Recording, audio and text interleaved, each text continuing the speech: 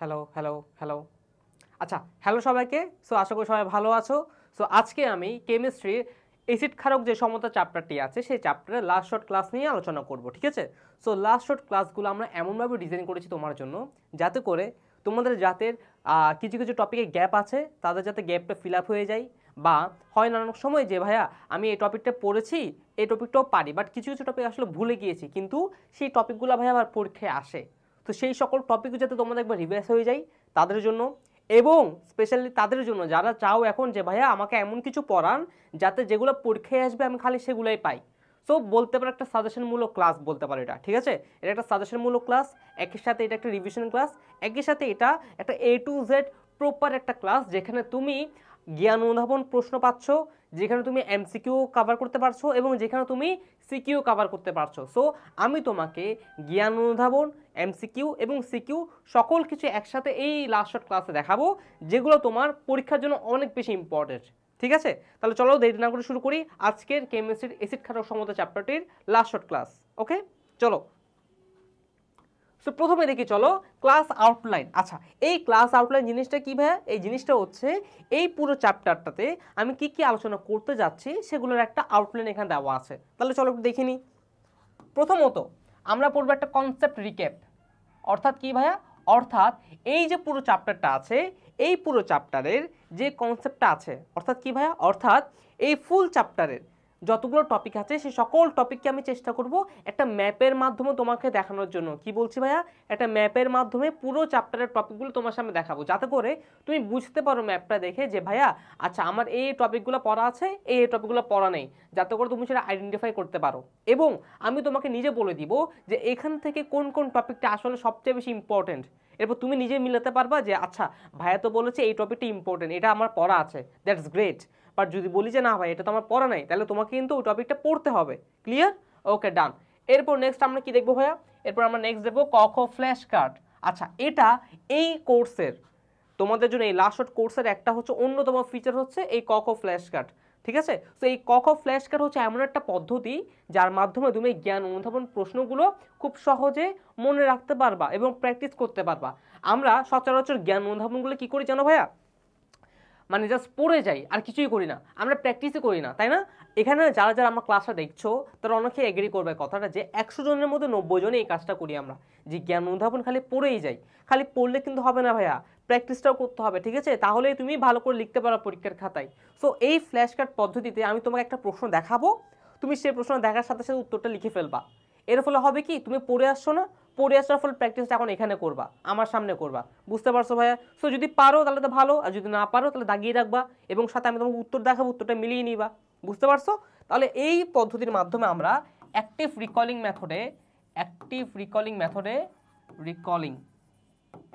Recalling মেথডে আমরা সমস্ত জ্ঞান অনুধাবনগুলো পড়ে ফেলবো।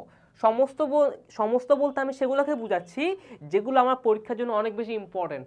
তুমি এতটুকু এনশিওর থাকতে পারো যে আমি এই চ্যাপ্টার থেকে যা যা পড়াবো, সেটা জ্ঞান অনুধাবনমূলক প্রশ্ন হোক কিংবা MCQ হোক কিংবা সিকিউ হোক, সকল কিছু প্রায় 80 থেকে 85%-এর উপর, বা 80 থেকে 85% কমন পাচ্ছ তুমি তোমার পরীক্ষায় যদি এই চ্যাপ্টার থেকে প্রশ্ন আসে। ওকে, গট ইট? আচ্ছা একটু ওয়েট, আমি একটু এসিটা অন করে দিই।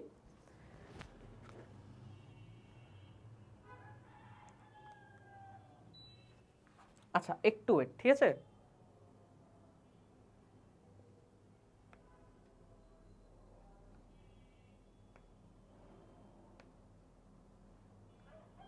হ্যাঁ ঠিক আছে, ডান, ঠিক আছে। গরম লাগছিল একটু। Okay fine. সো এবার আচ্ছা দেখি তোমরা একটু কমেন্ট করো তো আমাকে, কে কোথা থেকে দেখছো একটু কমেন্ট করে জানাও, ঠিক আছে? ওকে, তাহলে চলো এবার নেক্সটটা দেখি। তাহলে নেক্সট কি পড়লাম ভাইয়া?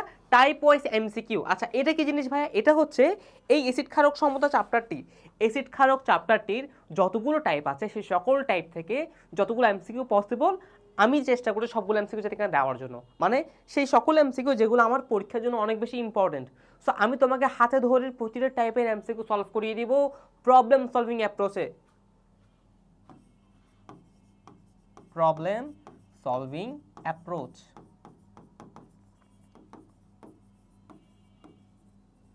ওকে, গট ইট? তাহলে টাইপ ওয়াইজ MCQ গেল, তাই তো? ওকে, নেক্সট হচ্ছে কি ভাইয়া? নেক্সট হচ্ছে আমি পড়বো এসএসসি বোর্ড কোশ্চেনের 24-এ আসা এমসিকিউগুলো, অর্থাৎ এবার এই বছর, ঠিক আছে, এই বছর তোমাদের পরীক্ষায় মানে যে সকল বোর্ডে পরীক্ষা হয়েছে সেই সকল বোর্ডে পরীক্ষায় যে বোর্ড থেকে এই চ্যাপ্টার থেকে প্রশ্ন এসেছে সেই সকল প্রশ্ন এখানে রাখা হয়েছে, যাতে করে তোমাদেরকে আমি এটা দেখাতে পারি যে তোমরা পরীক্ষার হলে কীভাবে এমসিকিউগুলো অ্যাপ্রোচ করবা এবং বাসার মধ্যে কীভাবে সেটা প্র্যাকটিস করবা। সো সেম ওয়েতে আমি তোমাকে একজন শিক্ষার্থীর মতো করে দেখাবো যে কীভাবে তুমি 24-এর এমসিকিউগুলো সলভ করবা। শুধু 24 না, মানে তুমি যখনই যে কোনো এমসিকিউ প্র্যাকটিস করো না কেন বা কোথাও মডেল টেস্ট দাও বা পরীক্ষার হলে দাও, তুমি কীভাবে আসলে সলভ করবা সেই অ্যাপ্রোচটা আমি তোমাকে দেখিয়ে দিব, ঠিক আছে। আচ্ছা, তারপর নেক্সট কি ভাইয়া? ওকে, তাহলে এটা আমি পড়াবো এক্সাম হল মোডে। কোন মোডে ভাইয়া? এক্সাম হল মোডে। এক্সাম হল মোড। ওকে, ডান। এরপর আচ্ছা, এরপর কি ভাইয়া? এরপর হচ্ছে আমাদের type wise CQ. Type wise CQ. So এই টাইপ ওয়াইজ সিকিউ কী করবো ভাইয়া? সেম টাইপের, অর্থাৎ আমরা এখন যেভাবে টাইপ ওয়াইজ এমসিকিউ করেছি সেম টাইপের সকল টপিক থেকে সকল টাইপ থেকে সিকিউ দেওয়া থাকবে যেগুলো ইম্পর্টেন্ট পরীক্ষার জন্য, এবং তার মধ্য থেকে প্রতিটা টাইপ থেকে আমি একটা করে সিকিউ তোমাকে দেখিয়ে দিব, ঠিক আছে। বেশি করে সিকিউ দেখাবো না, কারণ একটা করে সিকিউ দেখালে এনাফ, বাকিগুলো সেম টাইপেরই পড়ে। ওকে, ডান। তাহলে এটা গেল। অ্যান্ড লাস্টে কি ভাইয়া? SSC 24 CQ. তাহলে ওয়ান্স এগেইন এমসিকিউর মতো তোমার যে চ্যাপ্টার যে সিকিউ কীভাবে লেখা উচিত বোর্ড পরীক্ষার খাতায়, কীভাবে লিখে তুমি বেশি নাম্বার পাবা, সেই টেকনিকটা আমি তোমাকে দেখাই দিব। ওকে, বুঝতে পারছি ভাইয়া তাহলে? ওকে ওকে, ক্লিয়ার? ওকে, ডান। তাহলে চলো এবার নেক্সট দেখি। তাহলে এটা আমি লিখলাম exam hall mood. Exam hall mood.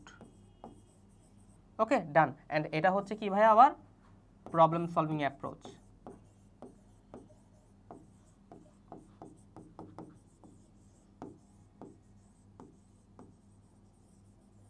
ওকে, তাহলে চলো এবার নেক্সট কি ভাই? আমাদের কনসেপ্ট রিক্যাপ, তাই না? সো এই কনসেপ্ট রিক্যাপের যে ম্যাপটা আছে সেটা আমরা এখন ড্র করব, দেন তোমাকে আমি দেখিয়ে দিব যে কোন কোন টপিকটা আসলে এখান থেকে বেশি ইম্পর্টেন্ট। ওকে,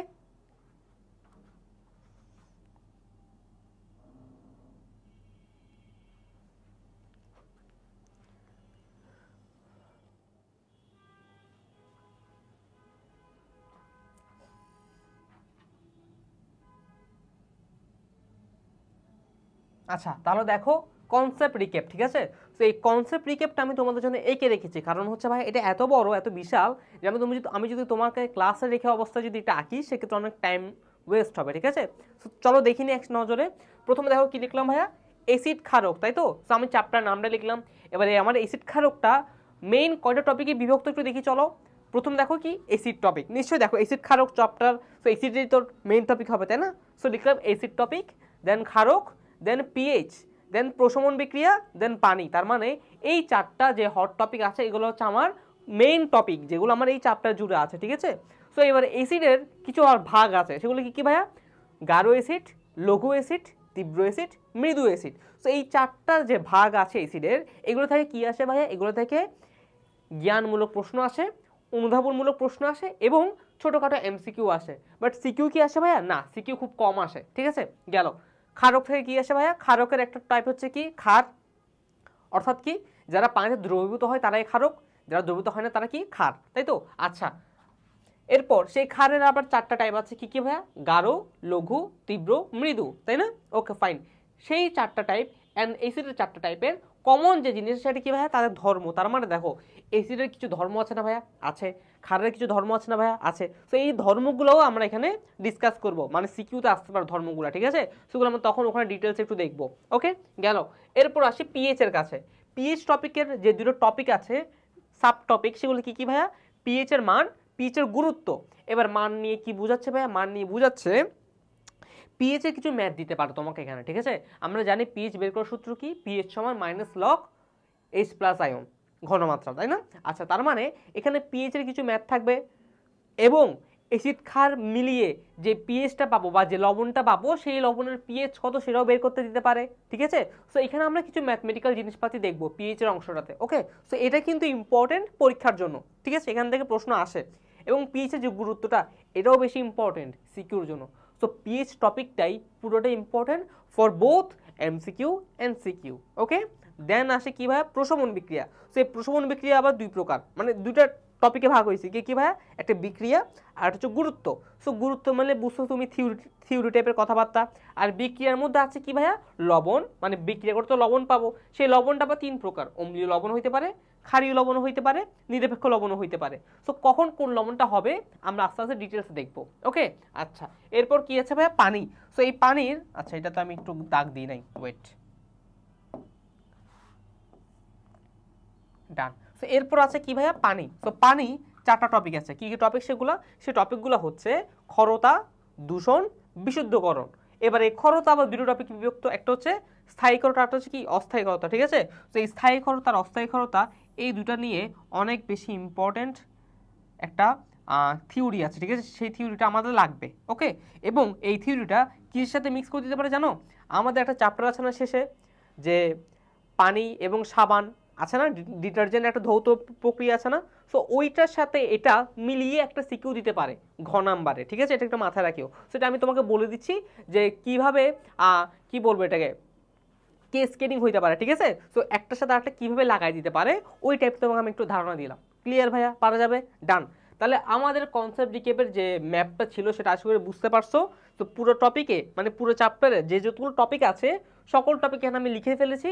এবার তুমি একটু দেখো, আমাকে কমেন্টে জানাও যে কোন টপিকটা তোমার কম জানা আছে আর কোন টপিক তুমি ভালো জানো। তো আমি তোমাকে মধ্যে অনেক কিছু টপিক বলে ফেলছি কিন্তু, ঠিক আছে, যে এই টপিকটা বেশি ইম্পর্টেন্ট, পিএইচ এরটা, প্রশমন বিক্রিয়াটা বেশি ইম্পর্টেন্ট, পানির ক্ষরতাটা বেশি ইম্পর্টেন্ট, দেন অ্যাসিড ক্ষারকের মধ্যে ধর্মটা মোটামুটি ইম্পর্টেন্ট, ঠিক আছে। সো আমি কিন্তু তোমাকে জানিয়ে দিয়েছি, তাই না? ওকে, ডান। এবার আমরা নেক্সটে যাই, চলো। সো নেক্সট কি আমাদের, নেক্সট হচ্ছে আমাদের ক খ ফ্ল্যাশ কার্ড, অর্থাৎ আমরা এখন আমাদের সেই ফ্ল্যাশ কার্ড মোডে চলে এসেছি। এবং তোমাকে আমি বলছি, যদি তোমার এই চ্যাপ্টারে জ্ঞানমূলক এবং অনুধাবনমূলক প্রশ্ন পড়া থাকে তাহলে তুমি এখন খাতা কলম নিয়ে বসো, আমার সাথে সাথে তুমি প্র্যাকটিস করো। অর্থাৎ আমি তোমাকে প্রশ্ন দেখাবো, তুমি উত্তরটা লিখে ফেলবা, ঠিক আছে, এরপর তুমি আমি উত্তর দেখাবো, তুমি উত্তরটা ম্যাচ করাবা। বাট তোমার যদি এখন এই চ্যাপ্টারের প্রতি মানে এই চ্যাপ্টারে জ্ঞানমূলক এবং অনুধাবনমূলক প্রশ্ন পড়া না থাকে, সেক্ষেত্রে তুমি এটাকে স্কিপ করতে পারো, স্কিপ করে এমসিকিউ দেখো, ঠিক আছে। কারণ তুমি যখন এই চ্যাপ্টারের জ্ঞানমূলক এবং অনুধাবনমূলক প্রশ্ন পড়বা তখনই খালি এই অংশটা দেখবা, তাইলেই তোমার জন্য এটা লাভবান হবে। মনে থাকবে ভাইয়া, তুমি যদি খালি এখন একটা দেখে যাও তাহলে কিন্তু কোনো লাভ হবে না। কারণ আমি তোমাকে এখন জ্ঞান অনুধাবন পড়াবো না, আমি তোমাকে খালি প্র্যাকটিস করানোর জন্য আমি তোমাকে ইয়াটা করছি, প্রশ্নটা দিচ্ছি, ঠিক আছে, মনে থাকবে, ডান। তাহলে চলো শুরু করি। সো প্রথম প্রশ্ন, 1 নম্বর প্রশ্ন, জ্ঞানমূলক প্রশ্ন দিয়ে শুরু করছে প্রথম ফ্ল্যাশ কার্ড। প্রথম প্রশ্ন, মৃদু বা দুর্বল অ্যাসিড কি? লিখে ফেলো তো দেখি ভাইয়া, যারা যারা এই চ্যাপ্টারে জ্ঞানমূলক এবং অনুধাবনমূলক প্রশ্নের প্রিপারেশন নিয়ে এসেছো তারা একটু লিখে ফেলো, খাতা কলম নিয়ে লিখে ফেলো যে মৃদু বা দুর্বল অ্যাসিড কি। লেখা শেষ? ওকে। তো একটু বলো তো ভাইয়া মৃদু বা দুর্বল অ্যাসিড কি? মৃদু বা দুর্বল অ্যাসিড হচ্ছে তারা যারা কি বলো তো ভাইয়া, জলীয় দ্রবণে আংশিক আয়নিত হয়, তাই না? হ্যাঁ নাকি না বলো তো ভাইয়া, একটু দেখো তো, চলো উত্তরটা একটু দেখি। এই যে দেখো, যারা আংশিক বিয়োজিত হয়, যারা আংশিক বিয়োজিত হয় তাদেরকে কি বলা হয়, মৃদু বা দুর্বল অ্যাসিড বলা হয়। পারা যাবে তাহলে? তাহলে কে কে পারছো আমাকে কমেন্ট করে জানাও তো দেখি, কে কে পারছো। ওকে, আর যারা পারোনি তারা এটাকে দাগিয়ে রাখো যে এটা ইম্পর্টেন্ট, মনে থাকবে, ডান। নেক্সট যাচ্ছি, চলো। সো নেক্সট, কমলায় কোন অ্যাসিড বিদ্যমান? লিখে ফেলো, এক কথায় লিখে ফেলো, কমলায় কোন অ্যাসিড বিদ্যমান। শেষ লেখা, চলো উত্তর দেখি, সাইট্রিক অ্যাসিড বিদ্যমান, তাই না? আচ্ছা, পরেরটা দেখি, চলো। অ্যাসিড কি? একটা ভালো প্রশ্ন করছে, অ্যাসিড কি? লিখে ফেলো দেখি, লিখে ফেলো, অ্যাসিড কি লিখে ফেলো। শেষ? তাহলে চলো উত্তর দেখি। এই যে দেখো উত্তর। সো টক সারযুক্ত যেসব পদার্থ নীল লিটমাসকে লাল করে, নীল লিটমাসকে লাল করে এবং জলীয় দ্রবণে হাইড্রোজেন আয়ন প্রদান করে তাকে কি বলা হয়? অ্যাসিড বলা হয়। ওকে, পারা যাবে, ডান। নেক্সট প্রশ্ন, চলো দেখি। অ্যান্টাসিড জাতীয় ওষুধ কি ধর্মী? বলো তো ভাইয়া কি ধর্মী, অম্লধর্মী নাকি ক্ষারীয় ধর্মী? লিখো তো একটু। এই যে উত্তর দেখো, অ্যান্টাসিড জাতীয় ওষুধ ক্ষারধর্মী, ঠিক আছে। কেন বলো তো? কারণ সেখানে কি থাকে, সেখানে থাকে অ্যালুমিনিয়াম হাইড্রক্সাইড আর কি থাকে, ম্যাগনেসিয়াম হাইড্রক্সাইড, তাই না? মনে থাকবে? ওকে, ডান। এই দুটো কিন্তু এমসিকিউর জন্য ইম্পর্টেন্ট, মাথায় রাখিও, ডান। পরটা আসি, ক্ষার কি? লিখে ফেলো, ক্ষার কি? সো ক্ষার কি লিখে ফেলো। ওকে, এবং একটা জিনিস মনে রাখবা, এই প্রশ্নের সাথে আরেকটা প্রশ্ন এসে যায়, সেটা কি, ক্ষারক কি? সো ক্ষার কি আর ক্ষারক কি দুটোর মধ্যে কিন্তু একটু একটু 19-20 পার্থক্য আছে, সে পার্থক্য একটু মাথায় রাখিও, ঠিক আছে ভাইয়া? লিখে ফেলো।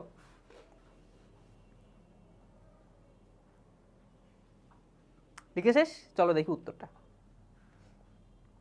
তো দেখো, সাধারণত ধাতু বা ধাতুর মতো ক্রিয়াশীল যৌগমূলকের হাইড্রোক্সাইড যৌগ বা অ্যাসিডের সাথে বিক্রিয়া করে লবণ ও পানি উৎপন্ন করে এবং পানিতে দ্রবীভূত হয় তাকে কি বলে, এই যে পানিতে দ্রবীভূত হয় তাকে কি বলা হয়, ক্ষার বলা হয়। তার মানে যারা পানিতে দ্রবীভূত হয় তারা কি ক্ষার, আর যারা পানিতে দ্রবীভূত হয় না তারা কি, তারা হচ্ছে ক্ষারক। মাথা থাকবে, মাথা থাকবে ভাইয়া, ডান।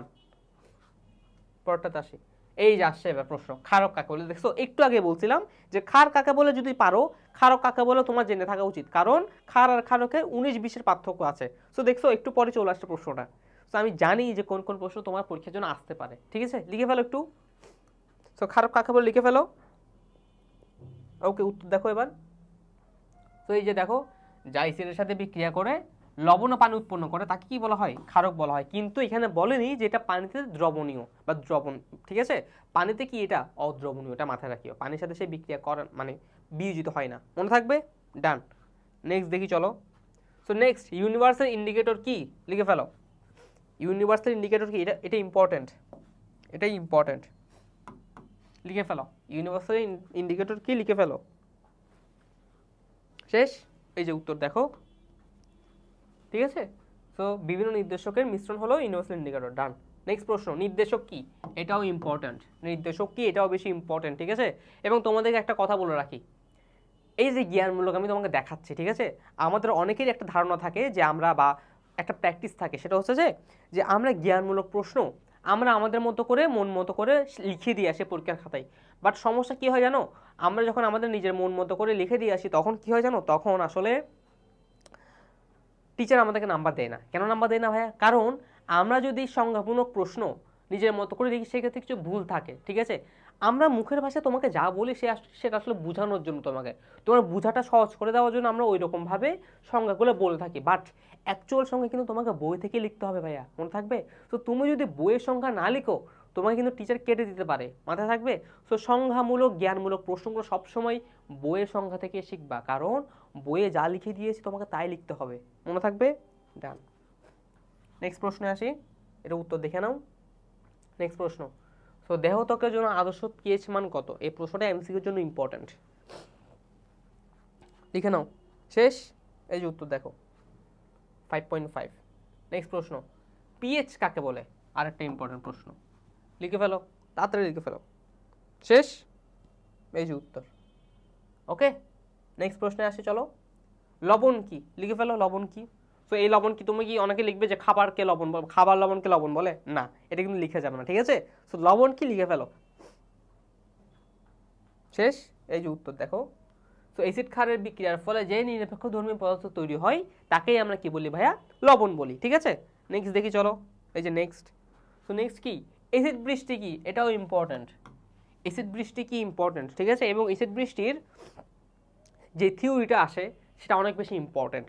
অ্যাসিড বৃষ্টি তৈরির যে প্রক্রিয়াটা, যে বিক্রিয়াটা, সেটাও অনেক বেশি ইম্পর্টেন্ট, ঠিক আছে, ডান, লিখে ফেলো। যে বৃষ্টির পানির পিএইচ মান 5.5 এর নিচে সেটি অ্যাসিড বৃষ্টি নামে পরিচিত। একটু আগে আমরা পড়েছিলাম যে আমাদের দেহ ত্বকের পিএইচ এর সীমা কত ভাইয়া, 5.5। তার মানে দেখো এটা অ্যাসিড বৃষ্টির সীমা কত, 5.5 এর নিচে। তার মানে ওই বৃষ্টি যখন আমাদের গায়ে পড়বে আমাদের ত্বকের ক্ষতি করবে, ঠিক আছে, ঝলসে যেতে পারে, ঠিক আছে, ডান। SO2 বৃষ্টির পানির সাথে বিক্রিয়া করে কি উৎপন্ন করে, বলো তো দেখি ভাইয়া, কমেন্ট করে জানাও। SO2 বৃষ্টির পানির সাথে বিক্রিয়া করে কি উৎপন্ন করে, লিখে ফেলো।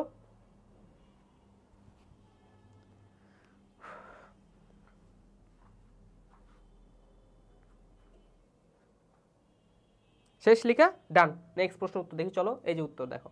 তো SO2 পানির সাথে বিক্রিয়া করে পানির সাথে বিক্রিয়া করে কি, H2SO3 উৎপন্ন করে, সালফিউরাস অ্যাসিড। নেক্সট প্রশ্ন, বিওডি কি, ইম্পর্টেন্ট প্রশ্ন অনেক, বিওডি কি, ইম্পর্টেন্ট প্রশ্ন অনেক।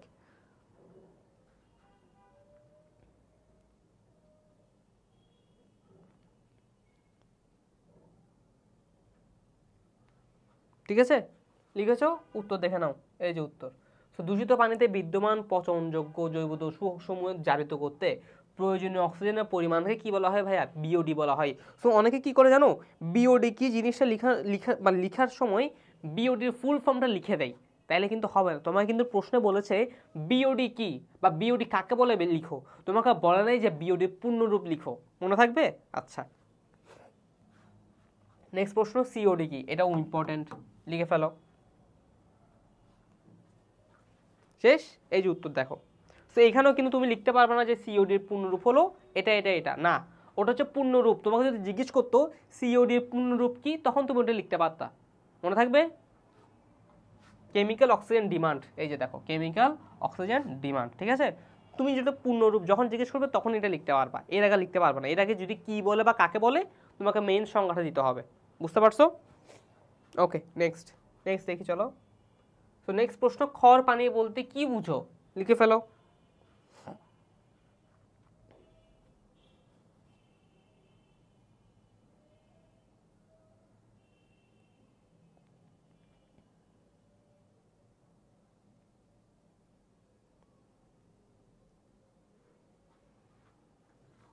ওকে, ডান। তাহলে চলো উত্তরটা দেখে নিই। এই যে উত্তর।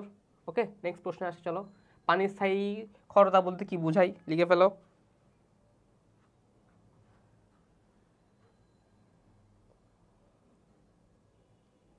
এই যে উত্তর। ওকে, তো নেক্সট প্রশ্নে আসে চলো। পানিকে কমপক্ষে কত মিনিট ফুটালে পানির জীবাণুমুক্ত হয়? লিখে ফেলো।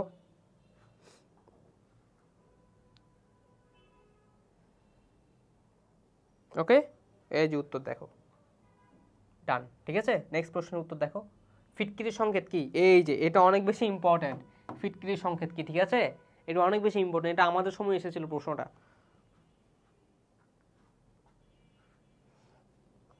লিখে ফেলো। শেষ। এই যে উত্তর।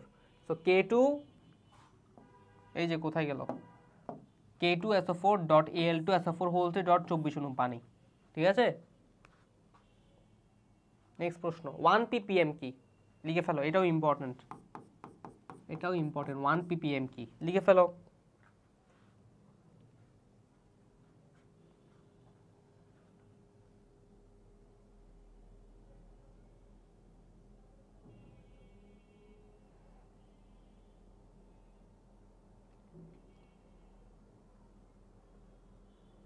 ওকে, ডান। তাহলে চলো দেখি এই যে উত্তর, ঠিক আছে। নেক্সট প্রশ্ন আসছে চলো। এই যে, সো নেক্সট আর প্রশ্ন নেই, জ্ঞানমূলকের প্রশ্ন শেষ। এবার চলে আসলাম অনুধাবনমূলক প্রশ্ন। এবার সেম ভাবে আমি তোমাকে অনুধাবনমূলকের প্রশ্ন দেখাবো, দেন তুমি একটা করে উত্তর লিখে যাবা, ঠিক আছে। এবং তোমার যদি এখন প্রিপারেশন না থাকে সেক্ষেত্রে তুমি এটাকে স্কিপ করতে পারো। তবে তবে তোমাকে অনুধাবনমূলক প্রশ্ন তোমার কিভাবে লেখা উচিত পরীক্ষার হলে বা পরীক্ষার খাতায়, সেই প্রসেসটা আমি তোমাকে দেখিয়ে দিব, ঠিক আছে। সো সেটা সেটা দেখতে পারো চাইলে। ওকে, চলো দেখি। প্রথম প্রশ্ন, গাঢ় নাইট্রিক অ্যাসিডকে বাদামে বনের বোতলে রাখা হয় কেন? লিখে ফেলো।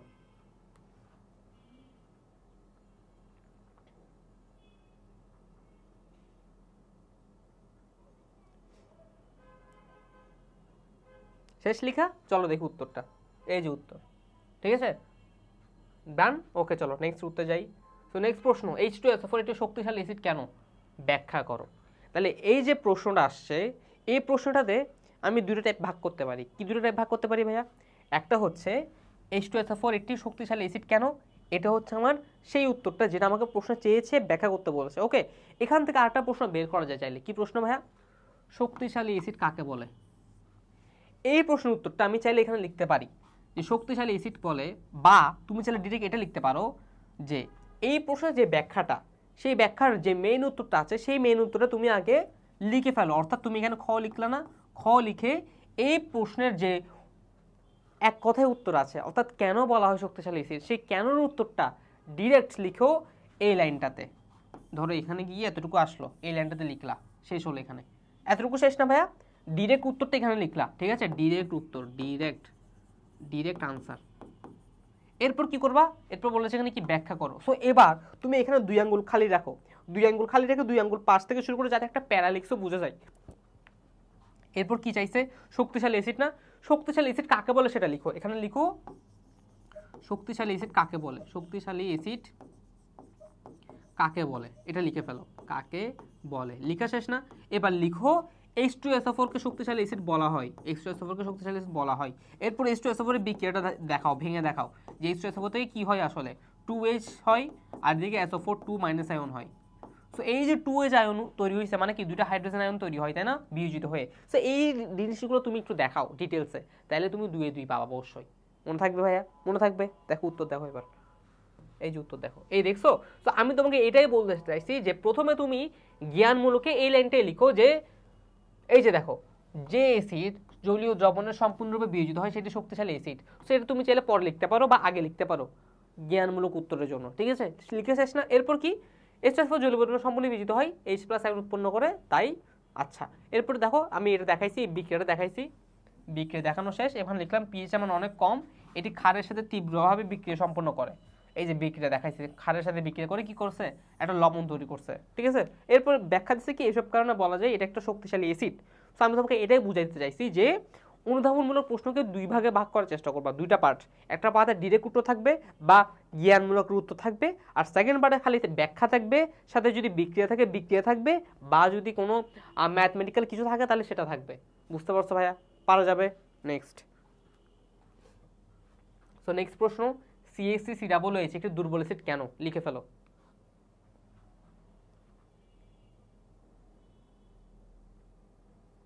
শেষ লেখা, ডান। নেক্সট উত্তরে যাই, চলো। ওকে, গেল নেক্সট প্রশ্নে। NH4Cl এর জলীয় দ্রবণ অম্লীয় কেন? ব্যাখ্যা করো। সো জলীয় দ্রবণ অম্লীয় কেন সেটা আগে ব্যাখ্যা করো। ওকে, চলো নেক্সট উত্তরে যাই। এই যে উত্তর, ঠিক আছে, ডান। নেক্সট প্রশ্নে যাই। NH3 খাদ্যধর্মী ব্যাখ্যা করো। সো প্রথমে এই প্রশ্নে কি বলছে ভাই, NH3 খাদ্যধর্মী ব্যাখ্যা করো। তার মানে তুমি জ্ঞান এটা লিখতে পারো যে খাদ্যধর্মী কাকে বলে, ক্ষার কাকে বলে সেটা আগে লিখতে পারো।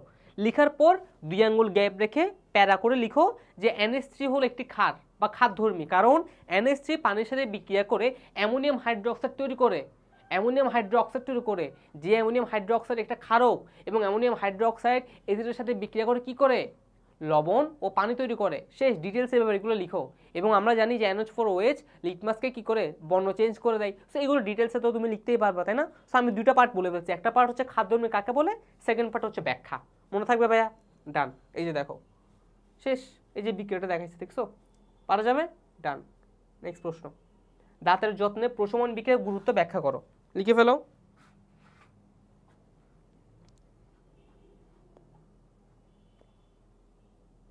শেষ। চলো নেক্সট দেখি এবার, ঠিক আছে? তো নেক্সট প্রশ্ন দেখি, চলো। FeCl3 জলীয় দ্রবণ অম্লীয় কেন? সেম প্রশ্ন, সেম টাইপের। সো অম্লীয় দ্রবণ কাকে বলে বা অম্ল কি সেটা আগে লিখো, দেন তুমি ব্যাখ্যাতে আসো প্যারা দিয়ে। ওকে, মনে থাকবে? এই যে উত্তর। নেক্সট প্রশ্ন, বিশুদ্ধ H2SO4 অম্লধর্ম প্রদর্শন করে না কেন? লিখে ফেলো।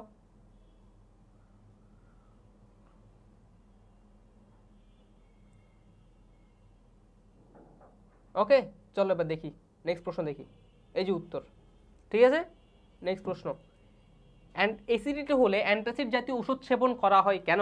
লিখে ফেলো। কারণ অ্যান্টাসিড ওষুধে কি থাকে, অ্যাসিডিটি বলছে না? সো অ্যাসিডিটিতে কি হয় ভাইয়া, দেহে অম্ল তৈরি হয়, পেটের মধ্যে পাকস্থলীতে অম্ল ক্রিয়েট হয়, তাই না? অ্যাসিডিটি তৈরি হয়। সো অ্যাসিডকে হ্রাস করার জন্য কি করতে হবে তোমাকে?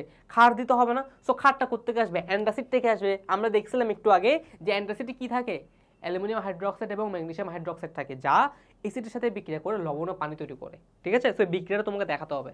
দেখবে বিক্রিয়া, এই যে দেখো বিক্রিয়া, এখানে বিক্রিয়া দেখে নেই। সো তুমি যদি বিক্রিয়া না দেখাও সেক্ষেত্রে তোমাকে 1 দিতে পারে টিচার। তখন তুমি চাইলে বলতে পারবে না যে ভাই আমি তো লিখে আসছি তাও কেন আমাকে 1 দিচ্ছে, কারণ তুমি বিক্রিয়া দেখাও নাই। কেমিস্ট্রি সম্পূর্ণ বিক্রিয়ার উপর ডিপেন্ড করে, যেখানে বিক্রিয়া দেখানো উচিত তোমাকে বিক্রিয়া দেখাতেই হবে। মনে থাকবে? ডান। নেক্সট প্রশ্ন, খড় পানিতে সাবান ফেনা তৈরি করে না কেন? লিখে ফেলো। এই যে উত্তর, ঠিক আছে? নেক্সট প্রশ্ন, বিওডি এবং সিওডি ব্যাখ্যা করো। এটাও ইম্পর্টেন্ট, অনুধাবনের জন্য আসতে পারে, জ্ঞানের জন্য আসতে পারে। সো ব্যাখ্যা করো। এই যে ব্যাখ্যা দেখো, ঠিক আছে? ডান। নেক্সট প্রশ্ন, কৃষিক্ষেত্রে পিএইচ এর গুরুত্ব কি? এটাও ইম্পর্টেন্ট একটা প্রশ্ন। সো প্রথমে লিখো পিএইচ কি, পিএইচ কাকে বলে লিখো। এরপর লিখো কৃষিক্ষেত্রে পিএইচ এর গুরুত্ব আছে, কি কি ক্ষেত্রে গুরুত্ব আছে সেগুলো লিখো একটু একটু করে। এরপর লিখো কৃষিক্ষেত্রে পিএইচ এর গুরুত্ব অপরিসীম। শেষ। ওকে, ডান। এই যে উত্তর। সো নেক্সট প্রশ্ন, কোথায় গেল? এই যে পানির ক্ষরতার কারণ ব্যাখ্যা করো। সো প্রথম প্রশ্ন কি হতে পারে, ক্ষরতা কাকে বলে সেটা আগে বের করা। ক্ষরতা কাকে বলে সেটা লিখে ফেলো। এরপর লিখো পানির ক্ষরতা হইতে পারে বিভিন্ন কারণে, যেমন ব্যাখ্যা করে এবার। ওকে, এই যে উত্তর। শেষ। সো এইভাবে আমাদের জ্ঞানমূলক এবং অনুধাবনমূলকের যে ফ্ল্যাশ কার্ড পদ্ধতি ছিল সেই ফ্ল্যাশ কার্ড পদ্ধতির পুরোপুরি শেষ, তাই তো? ডান, পুরোপুরি ডান। এবার আমরা দেখবো নেক্সট আমাদের পার্ট 2, অর্থাৎ কি ভাইয়া, টাইপ ওয়াইজ এমসিকিউ। যে টাইপ ওয়াইজ এমসিকিউ আমি তোমাকে ডিটেলসে প্রতিটা টাইপের এমসিকিউ হাতে ধরে সলভ করাবো, ঠিক আছে? তাহলে চলো শুরু করি পার্ট 2।